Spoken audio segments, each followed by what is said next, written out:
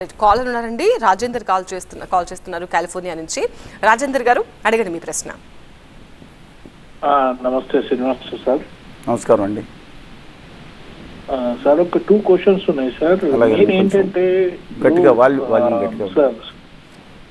Sir ఒక 2 questions ఏంటంటే ముఖ్యంగా ఈ స్పెషల్ స్టేటస్ పైన మన ఆంధ్రప్రదేశ్ లో ఉన్న రాజకీయ పార్టీల యొక్క బలం సరిపోదేమో ఒకటి. ఎందుకంటే మీరు బాగా గమనిస్తే యాక్చువల్ గా ఇప్పుడు లాస్ట్ టైం జగన్మోహన్ రెడ్డి గారు కూడా స్పెషల్ స్టేటస్ పైన 2019లో ఆయన కేంద్రం మడలు వంచుతాను 25 సీట్లకు 25 ఇస్తే అని చెప్పారు. ఆ తర్వాత అసలు స్పెషల్ స్టేటస్ పైన ఆయన గట్టిగా పోరాటం ఎక్కడా చేయలేదు.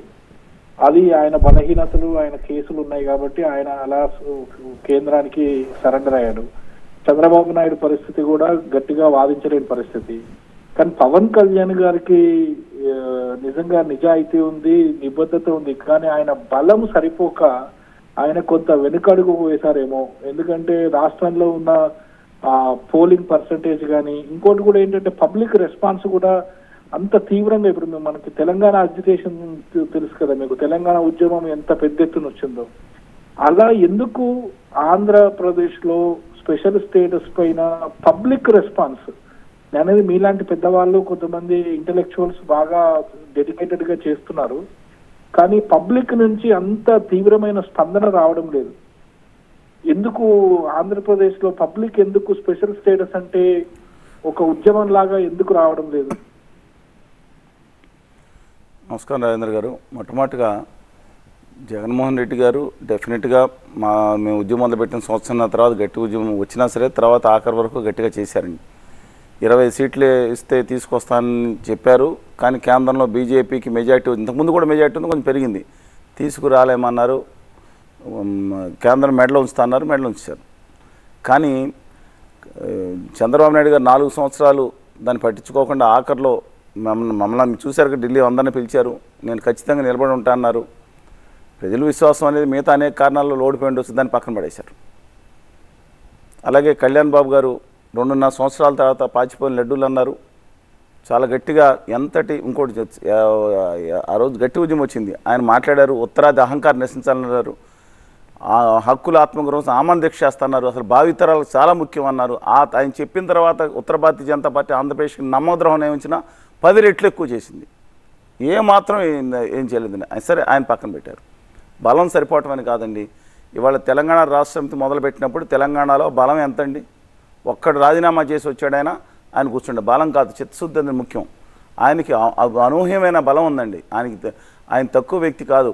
ఇవాళ 2 రాష్ట్రాల్లో మీటింగ్ పెడితే ఒక చోట 50,000 మంది జనానికి ₹1 ఇవ్వకుండా తీసుకొచ్చి అక్కడ 2 గంటల పాటు వెళ్లకుండా కూర్చోబెట్టే కెపాసిటీ ఉన్న మనిషి. అంటే బికాజ్ ఆఫ్ సినిమా 2 ఉన్నాయి కాబట్టి. ఇంతకుముందు ఎన్టీఆర్ గారు ఉన్నారు, లేదా చిరంజీవి గారు ఉన్నారు, రేపు జూనియర్ ఎన్టీఆర్ గారు రావచ్చు, కానీ ఇవాళ ఉన్న పరిస్థితిలో అందువల్ల బలం కాదు, ఫైటింగ్ స్పిరిట్ తప్పనిసరిగా కావాలి.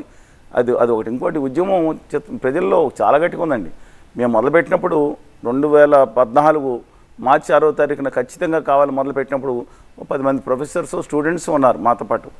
తర్వాత కాంగ్రెస్ పార్టీ కోటి సంతకాలని రఘువీరెడ్డి గారు వెళ్ళి ఆయన ఇప్పుడు కొత్తగా వచ్చిన ఈ మాటలు ఎక్కువ చేతలు తక్కువ, కానీ ఖచ్చితంగా ఆ రోజు గట్టిగా చేశారు. డాక్టర్ గారు పార్లమెంట్లో ఫైట్ చేశారు. కానీ మేము ఆ రోజు ప్రత్యేక హోదా విభజన హామీల సాధన సమితి అంటే నామోహం, లేకపోతే రామకృష్ణ గారు, లేకపోతే మిగతా వాళ్ళు చూసో ఆంధ్రప్రదేశ్ విభజిత ఆంధ్రప్రదేశ్లో మొట్టమొదటి బంద్ పిలిపించాం. రాష్ట్రం మొత్తం స్పందించింది, ఒక్కసారి పిడికలు బిగించింది, మొత్తం బస్సులు తిరగలేదు, షాపులు మొత్తం తీయలేదు, మొత్తం రాష్ట్రం అంతా ఇన్స్టిట్యూట్స్ అంతా ఆగిపోయినాయి. ఆ తర్వాత 2వ బంద్, 3వ బంద్. మేము ఇప్పుడు ఒక ఉద్యమ సంస్థ కింద ఇచ్చినప్పుడు కొన్ని పార్టీలు వెనక ముందు సపోర్ట్ చేశారు, కొంతమంది చేయకపోయి ఉండొచ్చు. రాష్ట్రం అంతా మేము అక్కడ పాదయాత్ర చేస్తున్న సందర్భంలో విజయవాడలో చూడండి, వేలాది మంది ఆ క్యాండిల్స్ పెట్టుకుని, చిన్న విషయం కాదు అది.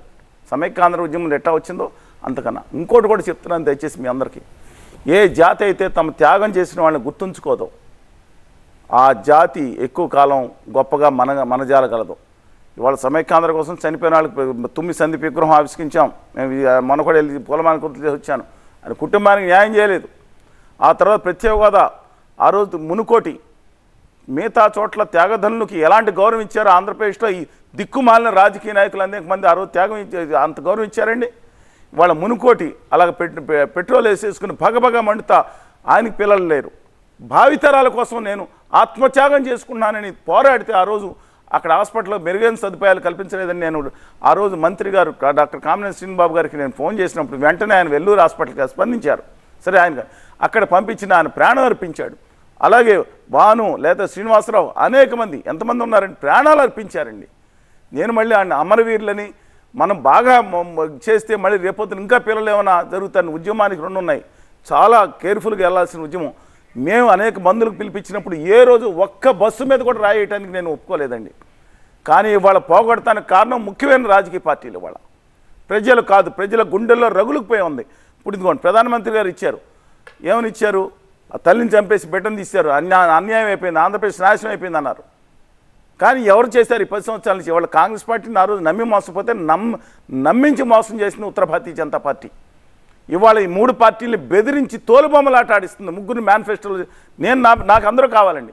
చంద్రబాబు నాయుడు గారు, జగన్మోహన్ రెడ్డి గారు, కళ్యాణ్ బాబు గారు, రామకృష్ణ గారు, శ్రీనివాసరావు గారు, బట్టి విక్రమార్క గారు, లేదా అందరూ కేటీ రామారావు గారు, ప్రవీణ్ కుమార్ గారు, రేవంత్ గారు అందరూ కావాలి నాకు. ఇవాళ వీరు కానీ వీరభద్రం గారు కానీ చాడ వెంకటరెడ్డి గారిని కానీ. కానీ ఉత్తర భారతీయ జనతా ఇక్కడ తెలంగాణలో కనీసం పోరాడే స్ఫూర్తి ఉంది. ఇక్కడ తెలంగాణ సాయుధ పోరాటం ఎలా ఉంది, ఆంధ్రప్రదేశ్లో శ్రీకాకుళం సాయుధ పోరాటం, అనేక సాయుధ పోరాటాలు ఉన్నాయి. కానీ అక్కడ రాజకీయ పార్టీలు తమ స్వార్థం కోసం దీన్ని వెనకమాల పెట్టేశారండి. అబ్సల్యూట్లీ నేను చెప్తున్నానండి, ఇది దుర్మార్గం చేసింది రాజకీయ పార్టీలు తప్ప ప్రజలకు కాదు. ప్రజలు ఖచ్చితంగా పోరాడారు. కానీ రాజకీయ పార్టీలు తమ మత విద్వేషాలు, కుల విద్వేషాలు కొన్ని అందరినీ అనట్లేదు చేయటానికి ఆ ఎమోషన్ దాన్ని తీసుకొని ఇవాళ తమ ఆత్మగౌరవం ఢిల్లీ పాదుషాల దగ్గర తాకట్టు పెట్టడం వల్ల వచ్చిన లోపం. రాదు అని చెప్పేసి చేయటానికి భావితరాలకు నష్టం చేయడానికి ముఖ్యమైన కారకులు రాజకీయ నాయకులు.